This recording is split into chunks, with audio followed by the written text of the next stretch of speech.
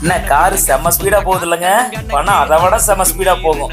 ஆமா, இது எங்கன்னு கேக்குறீங்களா? நம்ம கோயம்புத்தூர்ல ப்ரூக் ஹில்ஸ்ல தான். ப்ரூக் ஹில்ஸ்ல மட்டும் இல்ல, இந்த மாலுன்னு கட்டி வச்சிருக்கானுங்க பாருங்க. அங்க எல்லா பக்கமும் இந்த பிளே ஜோனு, இந்த ஃபன் சிட்டி இந்த மாதிரி ஒண்ணு போட்டு வச்சிடறானுங்க. அங்க போய் காசு கொடுத்தெல்லாம் கிடையாதுங்க. கார்டு வாங்கிக்கணும். 1000 ரூபாயோ 2000 ரூபாயோ 5000 ரூபாயோ கொடுத்து கார்டு வாங்கிக்கணும்.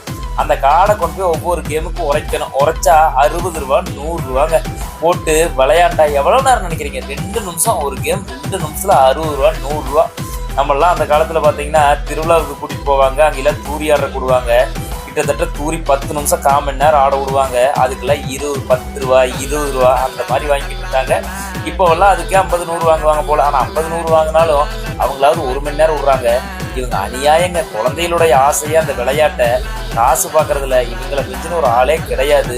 நீங்க மாலுக்கு போகணும்னா அந்த எபோ மிடில் கிளாஸ்ன்னு சொல்லுவாங்கல்ல, அந்த லெவல்ல இருக்கணும். அப்படி ஆயிடுச்சு நிலைமை.